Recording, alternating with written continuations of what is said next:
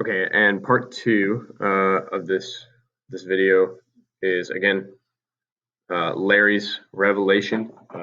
Everything that Larry wanted to say to the situation. We find out that even before Larry died, he actually learned about. He knew um, what his father had done. He'd heard about Joe sending out the parts, and it's interesting because Larry comments on the fact that he somehow knew that it was definitely his dad and not Steve.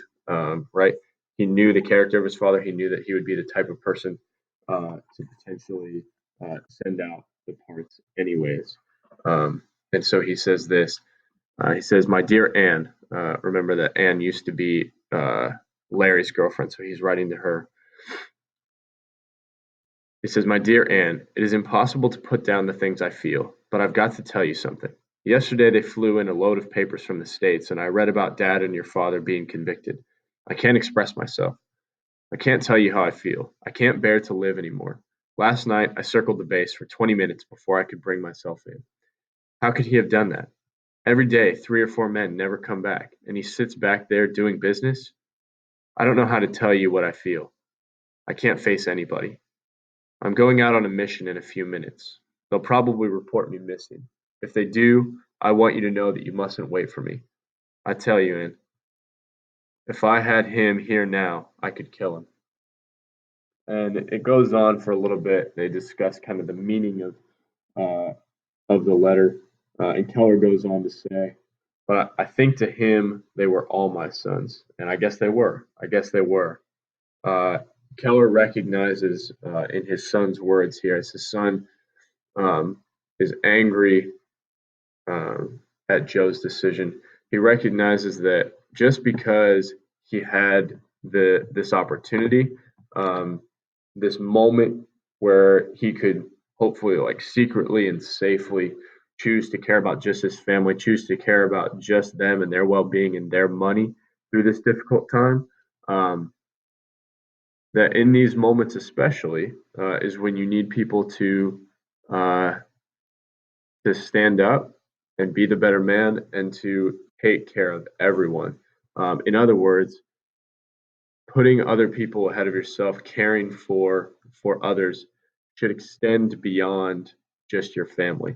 And again, I think this is something that's really practical, even right now. People are um, upset and having difficulty um, through this whole COVID-19 scare, and it can be really easy to say, "No, I need 14 rolls of toilet paper, and I'm going to push anybody out of the way that could get there first, and I'm taking care of my family."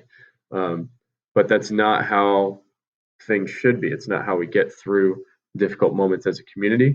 And hopefully, even though this is something that will pass, we're not going to be doing distance learning forever. Life is going to return to normal. Um, it doesn't mean that we can't kind of have this be a moment where we learn from that and we have this reminder of the fact that we should be taking care of others, especially those of us like Joe. If we're put into a position of responsibility where we're supposed to take care of other people, um, if we lapse into selfishness, if we have a moment where we say, "Well, I'm supposed to care for other people, but right now I'm just going to get mine and I'm just going to care about my people," that's when people really get hurt. And that's what just to kind of bring this home, that Arthur Miller, the author, is really grappling with during this time. And we don't have the opportunity, unfortunately, to get into all of the ways that this impacts the themes that we've been discussing throughout this book. But he's really wrestling with um, the attitude that the US and Americans tend to have about this type of thing, which is, well, we're America, we know how to do things right, and we are the best, and we're the biggest and the strongest. So if you don't like it, we're going to get ours and push everybody out of the way if we're not getting what we want and what we feel that we deserve. And there's that attitude, that swagger, unfortunately, that kind of became a big part of the American identity through the end of World War One and here, especially the end of World War Two, that's still with us today. It impacts the way that we respond to other people, the way we respond to other nations, and that's kind of what he's reacting against and doesn't like. So I'm out of time. Please read and do the questions, take the quiz. Good luck, and I will talk to you soon.